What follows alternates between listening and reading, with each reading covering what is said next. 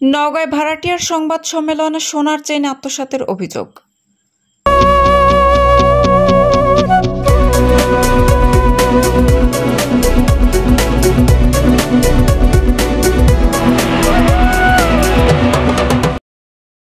আসসালামু আলাইকুম।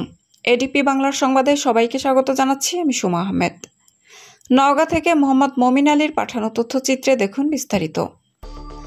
নওগাঁ শহরের আয়োজন রেস্টুরেন্টে মঙ্গলবার বিকেল 4 ঘটিকায় এক সংবাদ সম্মেলনে উর্মি নামের এক নারী বাড়িওয়ালার আত্মীয়ের বিরুদ্ধে গুরুতর অভিযোগ তুলেছেন। লিখিত বক্তব্যে তিনি জানান, মায়ের মৃত্যুর পর একাকিত্বে পড়েন তিনি। মাথা গোজার ঠাঁই খুঁজতে চলতি বছরের মার্চে চকদেব ননিয়াপাড়ায় একটি বাসা ভাড়া নেন। বাসাটির মালিক ফরিদ হোসেন থাকেন রংপুরে, আর সার্বিক দেখাশোনা করেন তার ভাগিনা ইদ্রিস আলী। উর্মির অভিযোগ, ইদ্রিস ভাড়াটিয়ার একাকিত্বের সুযোগ নিয়ে তাকে কুপ্রস্তাব দেয় এবং বিভিন্ন সময় বাসায় ঢোকার চেষ্টা করে। পরবর্তীতে অগ্রিম ভাড়া বাবদ 4 ভরি ওজনের একটি স্বর্ণের চেইন জামানত হিসেবে গ্রহণ করে, যার বাজার মূল্য প্রায় 4 লাখ টাকা। এ বিষয়ে বাসার মালিক ফরিদ হোসেনকেও অবহিত করেছিলেন তিনি। কিন্তু এখন ইদ্রিসে ওই চেইন ফেরত দিতে অস্বীকার করছে এবং উল্টো তাকে বাসা থেকে বের করে দেওয়ার চাপ দিচ্ছে বলে অভিযোগ করেন উর্মি। তার দাবি, গত 27 আগস্ট বাড়িওয়ালা ফরিদ সহ কয়েকজন লোক ঘরের দরজা ভেঙে তার ব্যবহৃত মূল্যবান জিনিসপত্র নিয়ে যায়।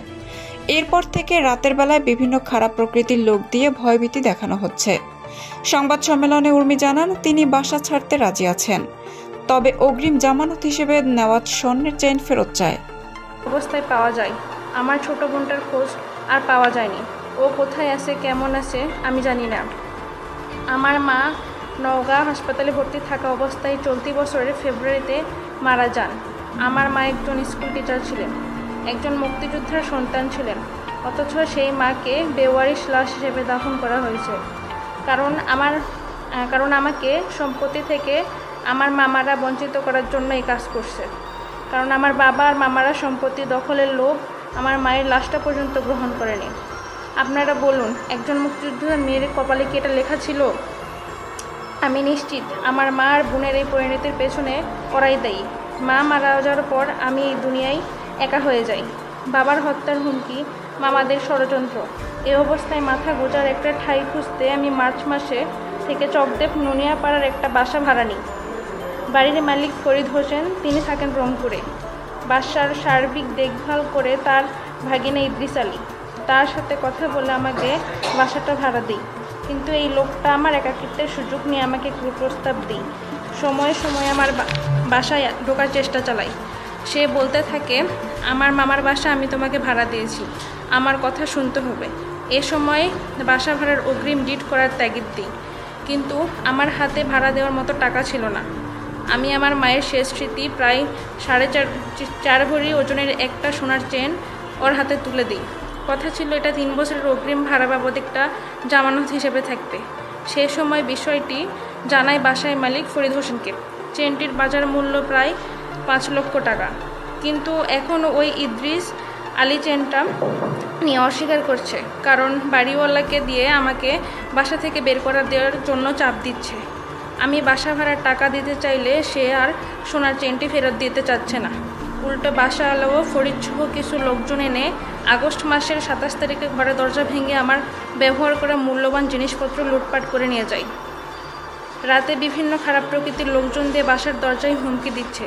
এ বিষয়ে বাসা মালিক ফরিদ হোসেনকে জানালে সে আমার সাথে দুর্ব্যবহার করছে। আমাকে জোর করে বাসা থেকে বের করার হুমকি দিচ্ছে। আমি বাসা ভাড়া দিয়ে বের হয়ে আসতে চাই, কিন্তু আমার কাছ থেকে যে সোনার চেইন নিছে তা ফেরত দেওয়ার দাবি করছি। আমি এখন একা একটা মেয়ে, নিজের জীবন নিয়ে প্রতি মুহূর্তে ভয়ে আছি।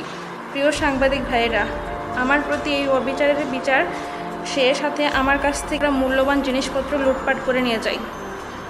রাতে বিভিন্ন খারাপ প্রকৃতির লোকজন দিয়ে বাসার দরজায় হুমকি দিচ্ছে। এ বিষয়ে বাসা মালিক ফরিদ হোসেনকে জানালে সে আমার সাথে দুর্ব্যবহার করছে। চেনের বিষয় নিয়ে যখন আমি থানাতে অভিযোগ করতে চাই ওসির কাছে, ওসি অভিযোগ নেয় না। এরপর যখন বারবার আমি জোর করতেছিলাম যে আমাকে এটা ফেরত দেওয়ার ব্যবস্থা করে দেন যেভাবেই হোক, তখন উনি বলতেছে আচ্ছা ঠিক আছে, তুমি তাহলে মামলা দাও। তো আমি মামলা লিখে নিয়ে ওনার কাছে গেলাম। যাওয়ার পরে উনি বলতেছে আচ্ছা ঠিক আছে, এটা আমি পরে দেখব। দেখে এইটুকু বলে উনি রেখে দিছে, এরপর আর মামলাটাও নেয়নি, অভিযোগও নেয়নি।